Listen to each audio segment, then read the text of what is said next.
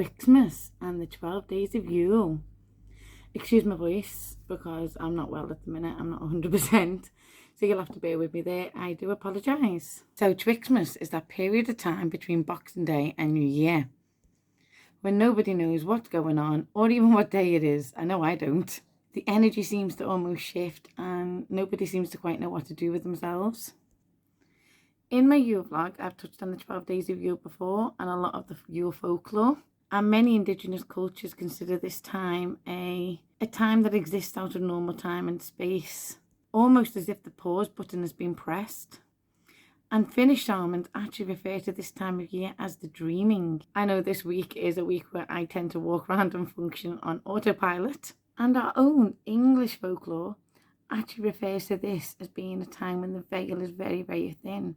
Many consider it thinner now than it was at Samhain. And the 12 days of Yule have been referred to by various names across various cultures, with some cultures linking them to the 12 signs of the zodiac too. Many of us tend to feel ungrounded and dysregulated during this week, out of sorts energetically. And that's quite normal. Even when we look back through history, there's a long record of people feeling that way during this week, the week of in between.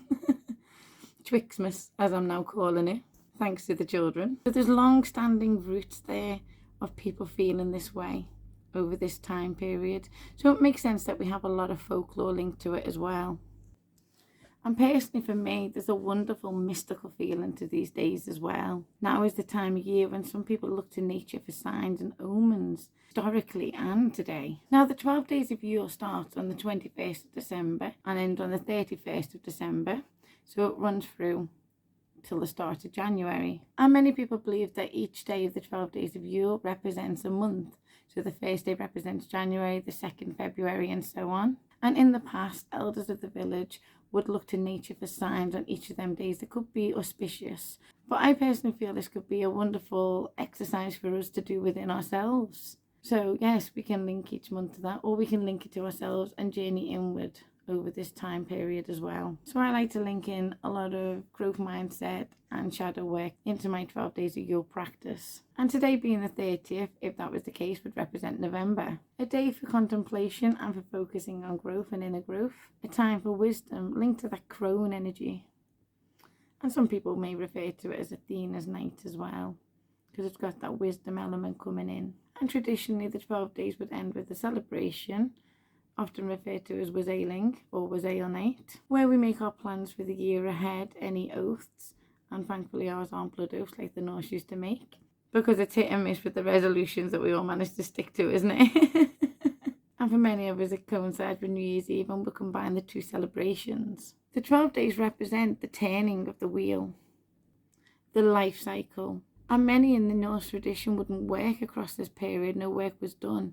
It was a time for family, celebration, coming together and hibernating away to some degree, recovering, recuperating. In Germanic sources, we see the goddess Berta, visiting people's houses over the 12 days with gifts. And in one of the Icelandic sagas, we actually see a warrior put off a battle, a fight, until the 12 days of Yule were over, because it wasn't a time for that. It was a time for rest and recuperation and a time to honour the gods and respect that veil, respect the energy of this time period. And the saga of Hakon the Good actually states 12 days of Yule was sacred and to be honoured. It was considered an important and sacred time that you would spend with your loved ones and your close friends, hoping for a good planting and harvest season ahead. So many pagans will combine the celebrations of the 12th night with the New Year's Eve celebrations, because again, the act of resolutions ties in quite nicely there too. And on this night, we celebrate the passing of the darkest part of the year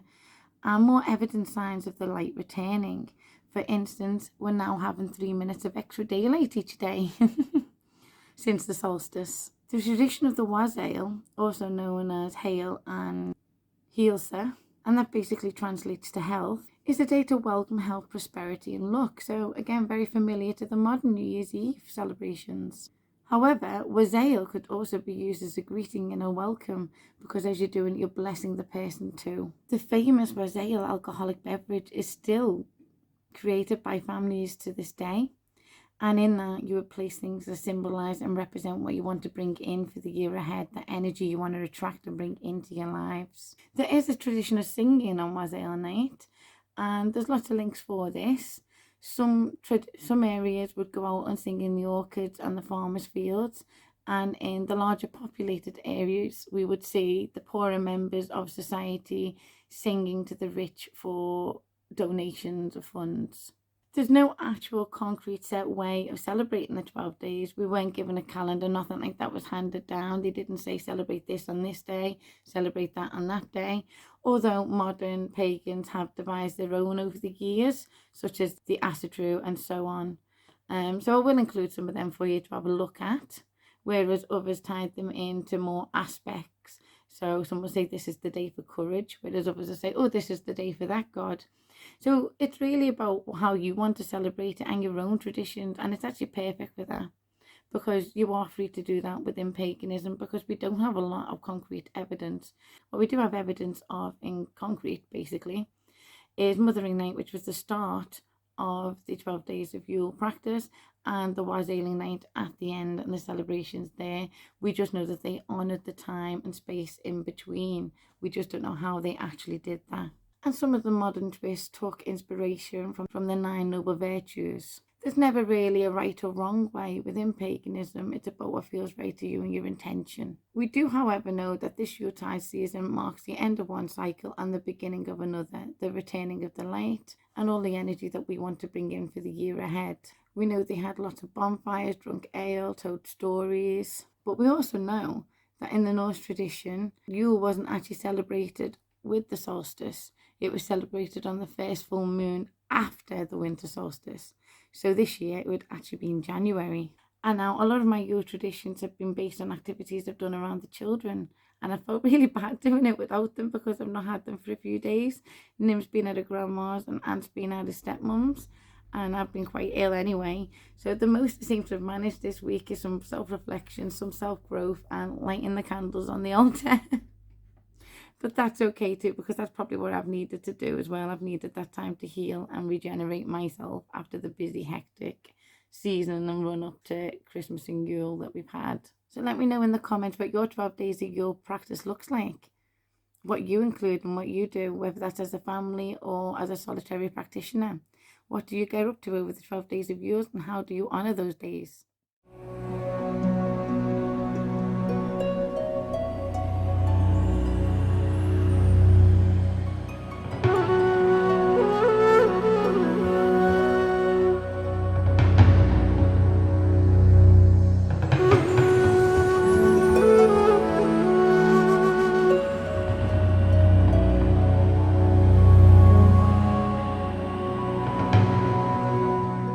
Recently, I've learned quite a valuable mini life lesson. I want to discuss the beauty in taking the time to notice these little life lessons that are all around us, as it's these mini lessons that continuously help us to grow as a person, to grow within. And if you saw my last video that I posted on TikTok, Nimueh's blog, you will have seen my latest life lesson. I'm not 100% well, you can probably hear it in my voice. I do apologise. And I found this vlog that Nimueh recorded was a great representation of how our children are constantly soaking up their environment, constantly learning, constantly growing, but they're constantly aware of what their parents are doing. Now, that's also a perfect representation of unschooling in action as well, in many respects, or Montessori and similar. Now, Nimueh is currently at her grandma's, that's where she stays when she goes there. And her dad sent me this video yesterday. And when I was watching it, I couldn't stop laughing. It's absolutely adorable. And the way she describes everything is really funny. But she is completely mirroring my actions. She's done a fantastic job of describing her grandma's decorations in great detail. But while she's doing that, she's vocalising everything she's ever seen me do. So she's talking people through what her mum would do if her mum was doing this. And that was what I found so interesting from that experiential learning point of view. So this was Nimueh putting into action everything she has ever learned and picked up in a role-playing situation. So she's acting it out and it's a way children learn through experiential learning. I've discussed that in previous vlogs on the 7 different learning styles. That's quite interesting if that catches your attention. So Nimueh is actually taking all that information that she's soaked in from her environment and put it into practice. And that vlog is the perfect evidence of that experiential learning, which is also why that vlog is a lesson for me. Now, I'm not going to choose to see this vlog as a negative because it is adorable. However, it is also a life lesson for me, like I said, because I need to be, it became a stark reminder of how, even when I think she's not paying attention to me, she's still soaking up everything I am doing, everything I'm saying. And obviously I want to be the best possible role model I can. So coming at it from a growth mindset point of view, and a parent who constantly wants to evolve the parenting styles and techniques to one that brings about the best in my children, this is something that I am going to take on board as a life lesson, which is also why I chose to share it on TikTok, and I will add the vlog to the end for people on YouTube, because it is a message really that even though we're not aware, our children are constantly soaking it up. And as parents, we can also be looking for little life lessons for ourselves that we can use for our inner growth to constantly evolve our parenting techniques. And now what I mean by that is, as people, we're constantly growing and evolving. Everything from our day-to-day experiences all builds up together to create who we are as people and who we grow to become.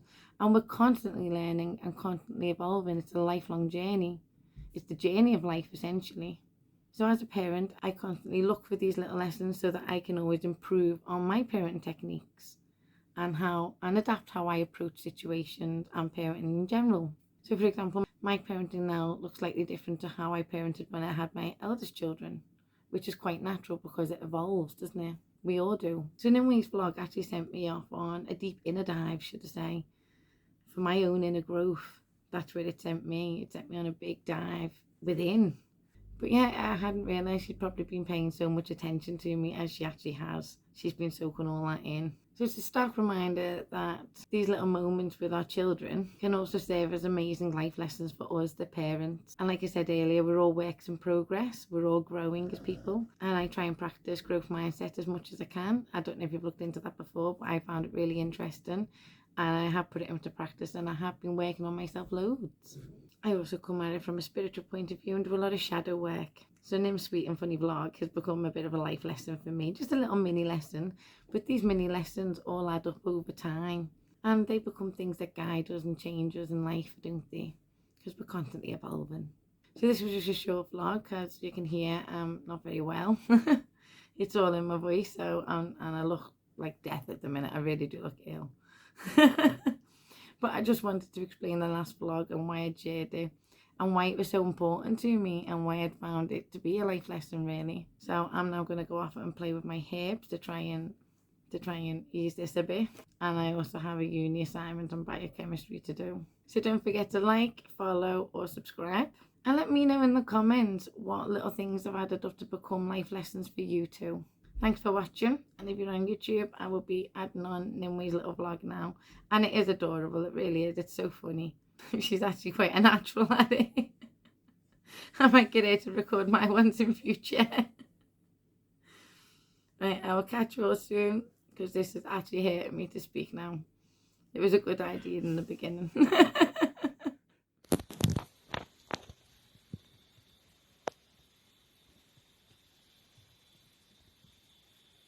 This is what my mummy does when she's recording a video.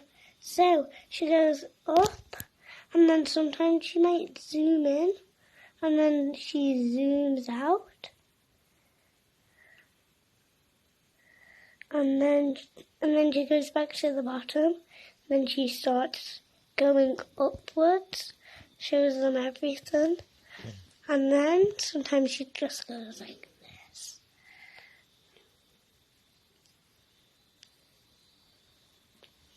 I like recording.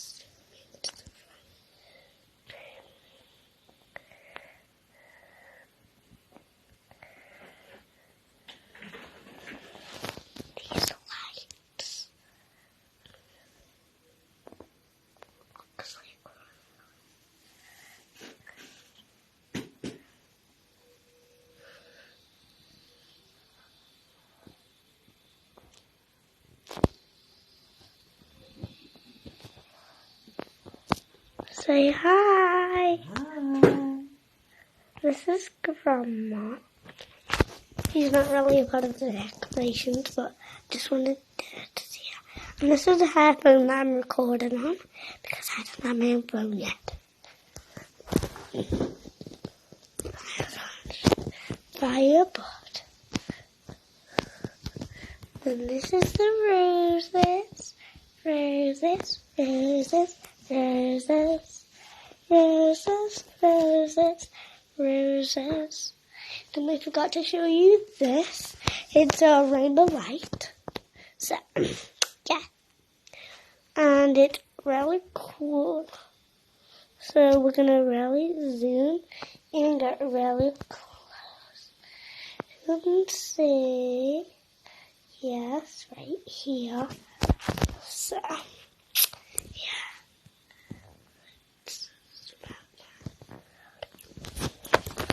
And then I think that this is the end of the video. Just let me do one quick little bit back. They're